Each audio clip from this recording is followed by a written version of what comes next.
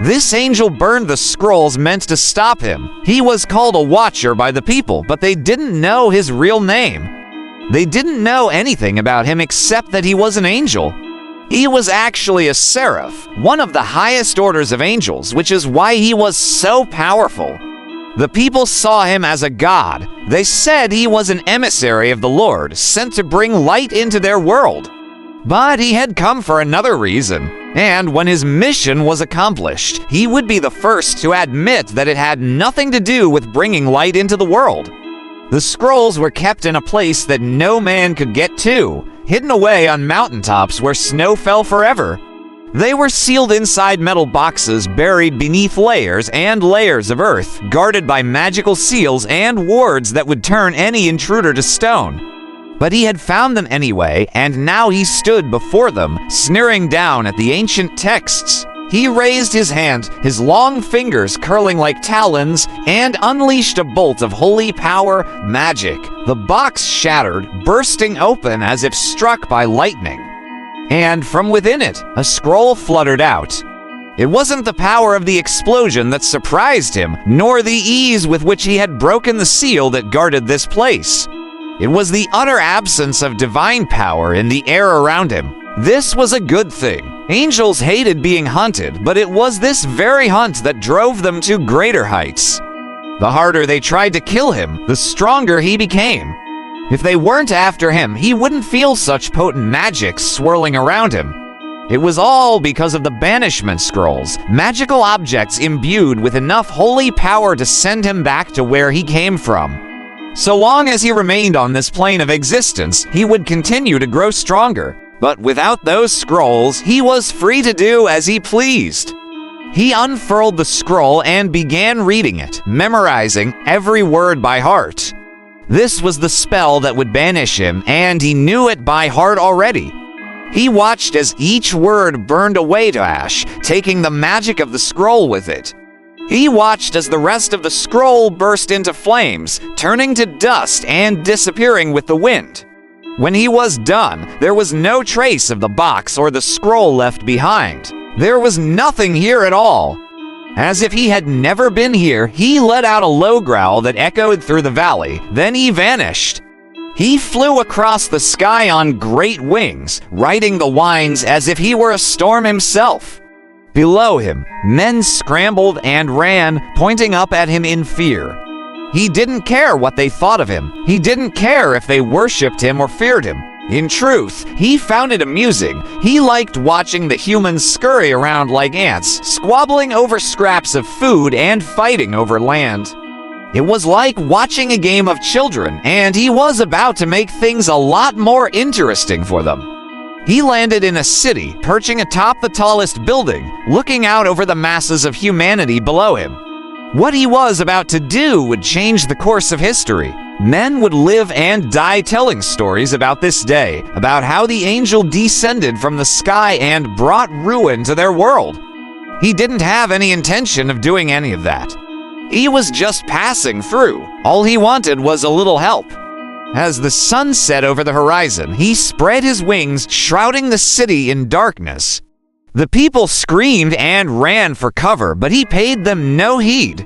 He was looking at something else, something in the sky above him. Someone was coming, and though he couldn't see who it was, he knew that whoever it was wasn't friendly. This must have been who the humans thought he was, whoever they believed was meant to save them. Well, he would be the one to tell them that no angel was coming to save them. The figure descended from the sky, and as he looked at him, he realized that the humans were wrong. It wasn't an angel. Whoever it wasn't even close to being angelic. He was tall and skeletal, dressed in black robes that covered him completely. His face was obscured by the shadows, but as he got closer, he began to see his features. They were twisted and sharp, inhuman and yet familiar. He almost looked like a man, but with something added to him, something not quite human, something evil. As he drew closer, he heard him speak, and his voice was a rasping whisper that scraped against his bones. "You shouldn't be here." The newcomer stopped in front of him and reached out a finger, touching him lightly. He flinched at the contact, feeling a jolt of holy power shoot through him. He could feel its searing heat all around him, making his wings twitch.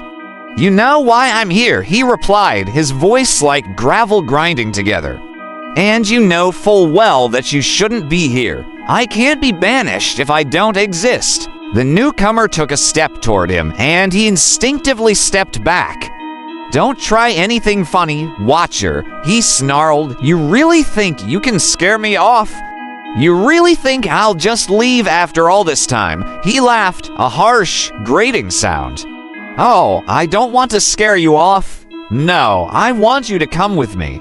I want you to show me what secrets it is that you're hiding." He wasn't planning on going anywhere with this creature, whatever it was, but he wasn't afraid of it either. He had walked through fire and brimstone, he had fought against the demons of hell and stared down the abyss. This creature might be strong, but he wasn't afraid. "You can't win," he said, spreading his wings, readying himself for battle. "Even if I destroy you, you will simply rebuild yourself. You are a force of nature, a destroyer of worlds, and I am your equal." He charged forward, and for a moment, he felt like he was unstoppable, like nothing could stop him. He could feel the creature's surprise, could see the shock on its face as he attacked. It hadn't expected him to fight back. It hadn't expected him to be so strong. It hadn't expected him to be anything at all, but he wasn't going to hold back. He was going to give this creature a fight it wouldn't forget. They fought for what felt like hours, crashing through buildings, sending people running in terror. He could feel the creature growing stronger with every blow, drawing power from the chaos around them, but he didn't care. He was having fun. He was enjoying this. Then he remembered something. The humans, he thought, and suddenly he felt a surge of power unlike anything he had ever felt before. He slammed the creature to the ground, pinning it beneath him, and he could feel its struggle, could hear its angry growls. But he didn't care. He had the humans now, and he was going to use them to defeat this creature once and for all. He could feel their fear, their faith, their love. He could feel it all, and he used it to fuel his power. He poured all of his energy into the creature, blasting it with holy magic. He could feel it scream inside of him, could see the surprise, the pain, the fear. He kept blasting it until it was nothing but a charred husk, until it was nothing but ashes falling from the sky. When it was done, he was weak. He collapsed to his knees, panting heavily as the humans cheered around him. They thought he had saved them. They thought he was a hero, but he knew better. He knew that the only reason he had won was because of their belief, because of their faith. He wasn't a hero. He was a parasite. He had used them to defeat his enemy, and now he would use them to achieve his own goals. As the humans swarmed him, he smiled. He had found what he was looking for, and it had nothing to do with saving the world.